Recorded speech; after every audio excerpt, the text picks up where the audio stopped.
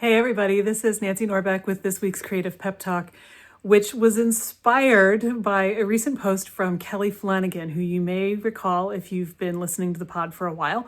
He was one of my initial inaugural podcast guests back in 2019, if you can believe that. And he also came back to the show about a year ago. So Kelly is a phenomenal writer. He's got a therapy background, and I highly recommend his Substack. If you haven't found it yet, I will link it for you in the show notes. But he put out an article this week that was called Self-Improvement and Self-Rejection Are the Same Thing. And frankly, you almost don't need to read the article because the headline is enough to hit you square between the eyes, like it did for me, because it echoed something I've been feeling for a while, which is that every time we decide that we need to improve ourselves somehow, something's wrong.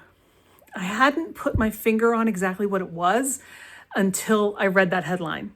And then it all slipped into place. Now, a while back, I did a pep talk called Comparison and Self-Rejection. And I really think that that is a very similar thing too, because comparison is usually what leads us to the decision that we're not good enough and that we need to improve ourselves somehow. I gotta be honest with you, I'm not even sure that it's really possible to improve ourselves that much. I have a real issue with people who are selling books that advertise things like becoming superhuman, which I saw not long ago. And I thought, what even is superhuman? And why do I want to be that? Why can't I just be me?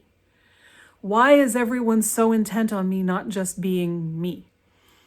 Which is probably a whole other conversation for another day, because where I want to go with that is, why are these people telling you you can't just be you? What is it that they think you should be, and what is it that they want you to do, and what do they want to get out of you, aside from your dollars, which is definitely a big one?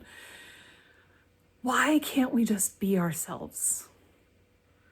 I really think for 99% of us, there's nothing wrong with us, except that we've been taught to believe that there is something wrong with us.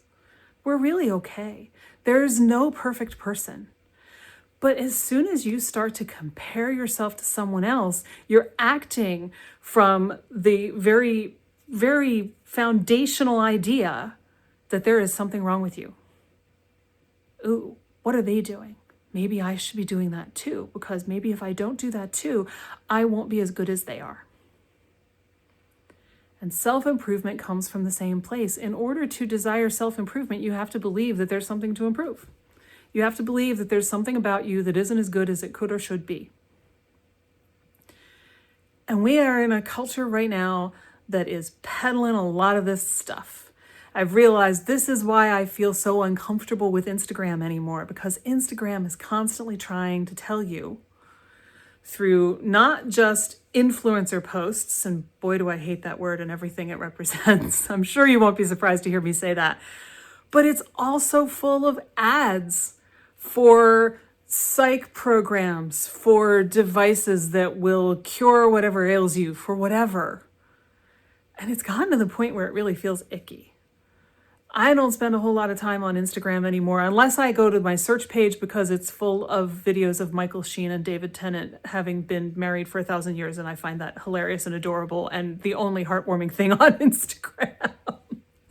But otherwise, even the well-meaning stuff starts to feel like you're not good enough. You should fix this. You should do this better. You could be superhuman and do 26 things all at the same time. And why aren't you doing that? Well, maybe because I'm okay the way I am.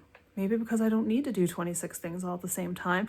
Maybe because it's not reasonable to expect a single human being to do 26 things all at the same time. And maybe because it would really be okay. In fact, I think it would be more than okay if all of us as a culture stepped back for a second and said, hey, wait, what's this all about? And I think really we're good. We don't need a lot of this stuff. We're okay. I really think this is the big scourge that social media has brought us that underlies a lot of the other scourges that we hear about. But I'm not a social media expert, so I'm not going to go on about that. What I am going to say is you are okay. It's okay to be you just the way you are. I feel like I'm channeling Fred Rogers here, but he was onto something. And you don't have to improve yourself. You don't have to compare yourself. We're taught to do it, but you don't have to do it. If you need permission not to, I hereby grant you permission to stop comparing yourself to other people and to stop trying to improve yourself and to just be okay with who you are. As Kelly says, either in that piece or in his one of his replies on the comments to that piece, it's amazing how much healing happens when you move into self-awareness instead of self-improvements and self-acceptance. I think he actually said self-acceptance and I misremembered the right word. Either way, accepting yourself is going to do a whole lot more to improve your life than running around constantly trying to make yourself something that you aren't and that you may not even want to be. So I hope you'll think about that. In the spirit of the Thanksgiving holiday that's coming up here in the US, maybe make a list. Maybe make it like a credit report. A credit report, we give ourselves credit for all the things we've done. Maybe it's time to give ourselves credit for all the things that we are. It's very easy. Make a list, write credit report at the top, put numbers down the side, and start listing things. And then be amazed by how many things you put on it. Whatever you decide to do, however you decide to approach it, you really are okay the way you are. Mr. Rogers was right, and it's okay to acknowledge that and to believe him. Even if you don't want to believe me, he's got a little more clout than I do.